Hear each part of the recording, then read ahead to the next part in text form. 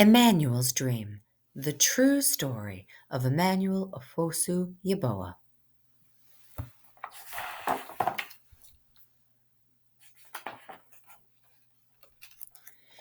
In Ghana, West Africa, a baby was born. Two bright eyes blinked in the light. Two healthy lungs let out a powerful cry. Two tiny fists opened and closed, but only one strong leg kicked. Most people thought he would be useless, or worse, a curse. His father left never to return, but his mother had faith. Her name was Comfort, and she named her first child Emmanuel, meaning God is with us. As Emmanuel grew, Mama Comfort told him he could have anything, but he would have to get it for himself. He learned to crawl and hop, to fetch water and climb coconut trees. He even shined shoes to earn money. Most kids with disabilities couldn't go to school. Still, Emmanuel's mother carried him there until one day she said, "You are too heavy." From then on, Emmanuel hopped to school and back, 2 miles each way, on one leg, by himself. At first, nobody would play with him, so Emmanuel saved his money and bought something none of his classmates had, a brand new soccer ball. Of course, he would share it if he could play too. Lunging and spinning on crutches his grandmother had found for him, and kicking the ball with his good left foot, Emmanuel earned their respect. His new friends sometimes used their lunch money to rent bikes. Would Emmanuel be able to join them? His friend Goodwin pushed him so fast so he could balance. Over and over, Emmanuel fell hard. But finally, he rode. When Emmanuel was 13, Mama Comfort got very sick. She could no longer sell vegetables at the market, and Emmanuel's sister and brother were too little to work. He would have to support them. Against his mother's wishes, Emmanuel snuck out and boarded a midnight train to the bustling city of Accra, 150 miles away. Alone. He didn't know it then, but it would be 2 years before he saw his family again. Emmanuel arrived full of hope. There were so many people, but no one would hire him. Shopkeepers and restaurant owners told him to go out and beg, like the disabled people did. Emmanuel refused. Finally, a food stand owner offered him a job and a place to live. When Emmanuel wasn't serving drinks, he kept busy shining shoes. He earned money and sent it home.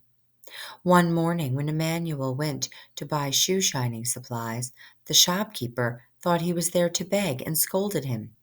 Insulted, Emmanuel slammed his money down on the counter. The shopkeeper apologized, but Emmanuel would never forget. When Mama Comfort grew sicker, Emmanuel went home to be with her. From her bed on Christmas Eve, she told her son, "Be respectful. Take care of your family. Don't ever beg, and don't give up." By the next morning, Emmanuel's beloved mother was dead. He was heartbroken, but he knew her last words had been a gift. He would honor them by showing everyone that being disabled does not mean being unable. It was a big dream, but Emmanuel had a plan. Emmanuel had a sharp mind, a bold heart, and one strong leg. All he needed was a bike. At first, no one would help him. They thought his plan to bicycle around Ghana was impossible. Then Emmanuel wrote to the Challenged Athletes Foundation, all the way in San Diego, California. They sent him a bike, plus a helmet, shorts, socks, and gloves.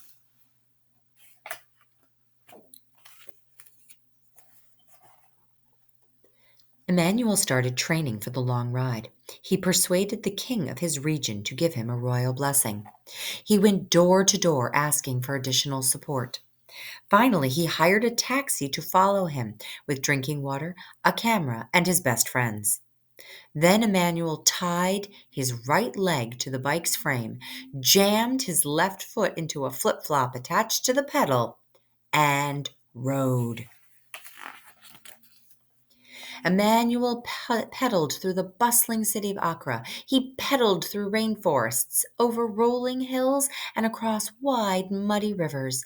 He pedaled past Adam forests and plantain farms and through the market city of Kumasi. He pedaled as trucks roared past on the narrow highways, and wild animals stalked his thoughts. He pedaled through vast grasslands and into the ancient city of Tamale. He rode up, down, across, and around his country, proudly wearing the colors of its flag, on a shirt printed with the words the Poso, or the disabled person. Along the way, Emmanuel talked to those with physical challenges and those without, to poor farm workers and wealthy landowners, to religious leaders, government officials, and reporters. He wanted everyone to see him and his disability. He wanted everyone to hear him and his message. The farther Emmanuel rode, the more attention he got. The children cheered. Able-bodied adults ran or rode along with him. People with disabilities left their homes and came outside, some for the very first time. The young man, once thought of as cursed, was becoming a national hero. He completed his astounding journey, paddling south to the sea and back up to Accra, nearly 400 miles in just 10 days. But Emmanuel's success goes even further than that. He proved that one leg is enough to do great things, and one person is enough to change the world. In this world, we are not perfect. We can only do our best. Emmanuel Ofosu Yeboah.